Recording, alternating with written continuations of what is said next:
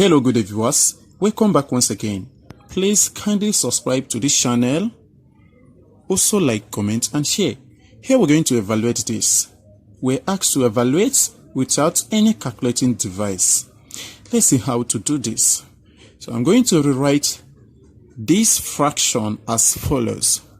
So I'm going to rewrite as follows. This is going to be equal to 2 to the power of 10, then to the power of 5.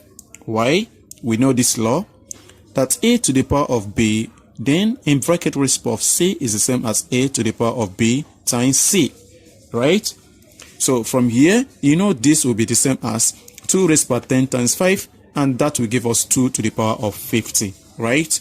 So from here we have minus, you know this is same as 2 times 2 to the power of 10, right? If you recall this law, a raised to the power b times a raised to the power c is the same as a raised to the power b plus c, right? So you know here we have a power of 1 here. So when we add the powers up, we get 11 here. So now we have plus 1. Then all over, you know, here we're going to have 2 to the power of 10, then to the power of 4, plus 2 to the power of 10, then to the power of 3, plus 2 to the power of 10, then to the power of 2, then plus 2 to the power of 10 minus 1, right? So from here, I'm going to let 2 raised to the power of 10 equals x. Okay, cool. Now we're going to have x raised to the power of 5 minus 2x plus 1 all over here x to the power of 4 plus x cubed plus x squared plus x then minus 1. Okay, now the most interesting part of this is that the numerator here, that is the upstairs here, can be factorized. One of the zeros is at x equals 1, right? Because if you add up the whole coefficient, okay, let's assume we set that equal to 0. That's x raised to the power of 5 minus 2x plus 1 equals 0. And at least we need to get a value here. If you add up the coefficients and the constant here, that is here we have coefficient of x raised to the power of 5 is 1, coefficient of x is 2 here, and the constant here is 1. So 1 minus 2 is negative 1 plus 1, 0, which means one of the zeros is 1, right? So which actually means that one of the factors of this upstairs here is what?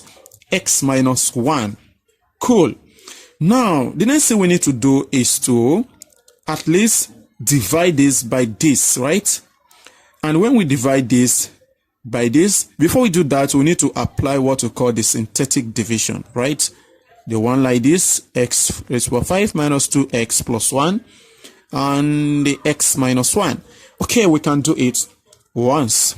Here, x to the power of 5 divided by x. Here, we're going to have x to the power of 4. Then multiply through, we're going to have x raised to the power of 4 times x here is x raised to the power of 5 minus x to the power of 4, right? So we're going to subtract. Okay. Now x to the power of 5 minus x to the power of 5, that is 0. We can rewrite this numerator here as x to the power of 5. We can say plus 0x to the power of 4, right? And plus 0x to the power of 3 plus 0x to the power of 2 minus 2x plus 1. Then all over x raised to the power of 4 plus x cubed plus x squared plus x minus 1. Okay, sorry that I didn't write that here, but let us just assume that this is what we have here, right? Okay, now we're going to have 0x raised to the power of 4 minus x raised to the power of 4. That will give us x to the power of 4, right? And the 0x cubed, we bring it down, that is plus 0x cubed plus 0x squared, then minus 2x, and then plus 1, right? Okay, cool. So again, x to the power of 4 divided by this, we're going to have plus x cubed. So when we continue this, we're going to have here exactly what we have in the denominator here. I think we all should be able to know what is happening here. This is synthetic division, right? So now we're going to factorize the upstairs as follows. That is x minus 1 into x raised to the power of 4 plus x cubed plus x squared plus x minus 1, right? Then all over x raised to the power of 4 plus x cubed plus x squared plus x minus 1, right? So you know here this will cancel out, and here we're left with just x minus 1, right? So which actually means that this simplifies to x minus 1. And what is x? Recall, x is equal to 2 to the power of 10. So from here we have this is equal to 2 to the power of 10 minus 1. And we need to simplify this. Recall that this is an Olympiad math which I solved before, but I think that's a long time ago.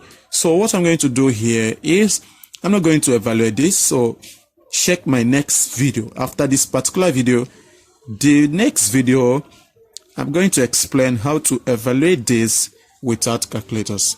Please keep watching. Bye-bye.